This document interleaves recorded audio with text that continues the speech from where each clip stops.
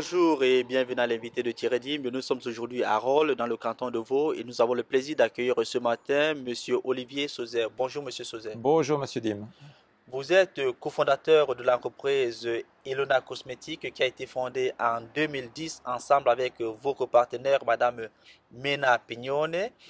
On se rend compte que depuis un certain temps, la cosmétique qui était d'abord réservée aux femmes commence à se généraliser également au niveau des hommes. Pour vous, qu'est-ce qui a provoqué cet engouement de la cosmétique au sein de la population? Alors, je pense que de manière générale, l- les femmes et les êtres humains ont toujours été attachés à leur beauté.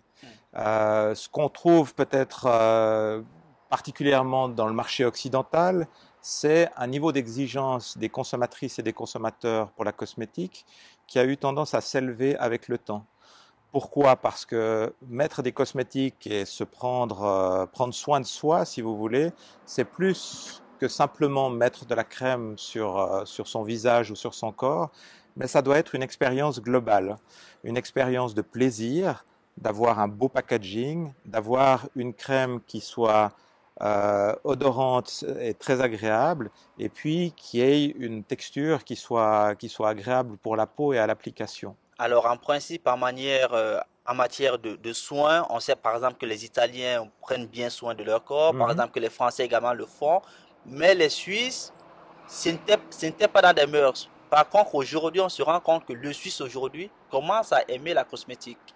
Alors, je pense que le Suisse, ou surtout les femmes suisses, ont toujours aimé la cosmétique. Je pense comme toutes les femmes, elles sont attachées à leur apparence et à leur beauté. Par contre, ce qui est vrai, c'est que le marché des hommes, de la cosmétique pour les hommes, lui, est en plein développement. C'est un phénomène qui a commencé avec voilà, tout ce qui était lié à la musculation, bodybuilding, etc. Mais de plus en plus, en fait, les hommes ont pris conscience que leur beauté ne s'arrêtait pas uniquement à un exercice de musculation, ou etc., mais qu'ils devaient également prendre soin de leur peau, de leur visage, et prendre soin aussi de leur corps, non seulement dans des fitness, mais également dans des spas comme celui dans lequel nous nous trouvons aujourd'hui, pour recevoir des massages, des soins complets qui leur permettent de se détendre et d'avoir globalement une apparence meilleure. L'avantage aujourd'hui avec les soins, c'est que on a des soins qui sont pratiquement des produits qui sont généralisés et Mhm. standards. Oui. Par contre, on sait par exemple, si on prend le cadre du marché suisse, est-ce que on réussit à avoir vraiment des produits qui puissent être en conformité avec les valeurs du Suisse, avec les exigences Mhm. du Suisse? Alors, oui, on a de plus en plus de produits maintenant qui essayent de tenir compte des particularités du marché occidental et du marché suisse en particulier.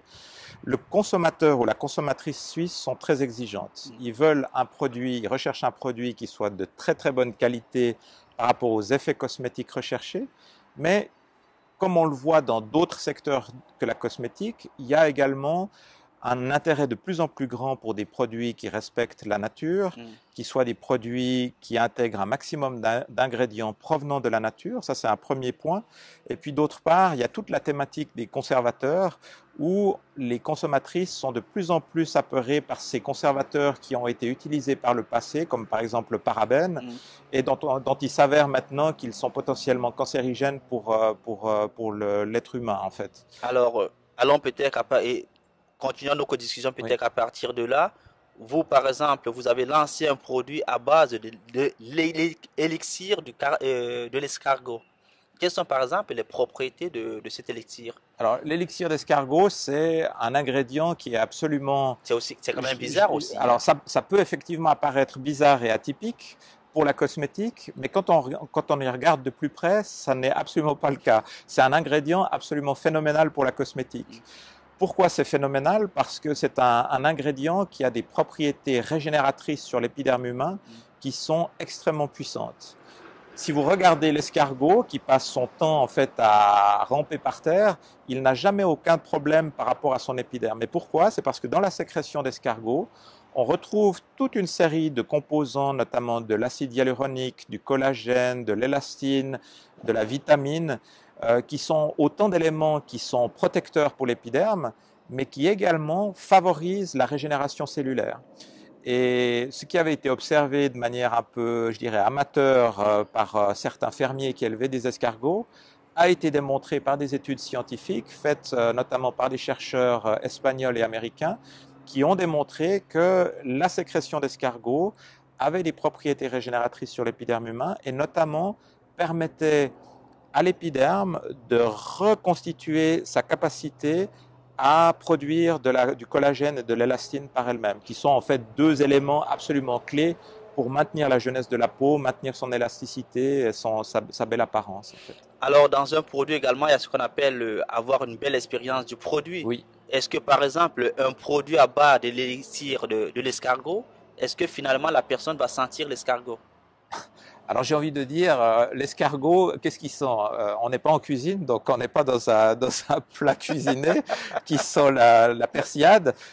L'élixir d'escargot ne sent rien. Alors ce qu'il faut savoir aussi, c'est que cet élixir, c'est pas une recette de grand-mère. Il y a tout un processus extrêmement rigoureux qui est mis en place pour collecter cet élixir, l'amener en laboratoire, le purifier et en rendre, en fait, le transformer dans une matière qui soit absolument pure et sans aucun problème pour l'usage dans le domaine de la cosmétique. Alors, à qui est-ce qu'on peut donc recommander, par exemple, un produit à base d'élixir, aux hommes ou aux femmes? Alors, j'ai envie de dire les deux.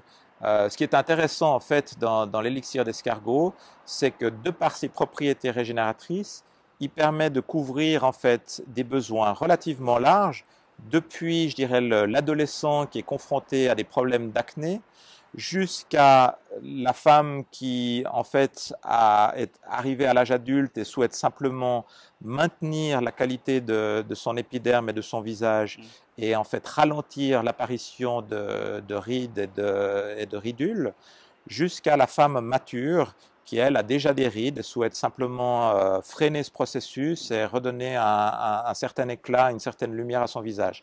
Alors là, j'ai parlé des femmes, mais évidemment, les hommes sont confrontés exactement au même problème, que ce soit les jeunes ou les plus âgés, et on voit que l'utilisation de l'élixir d'escargot a également de très bonnes propriétés, parce que ça a aussi des propriétés notamment cicatrisantes, qui est un effet qui est très recherché par exemple après le rasage chez les hommes qui se rasent régulièrement. Monsieur Sauzet, merci pour ces explications. Merci à vous. Quant à vous, nous vous donnons rendez-vous très prochainement avec un nouvel invité. Au revoir.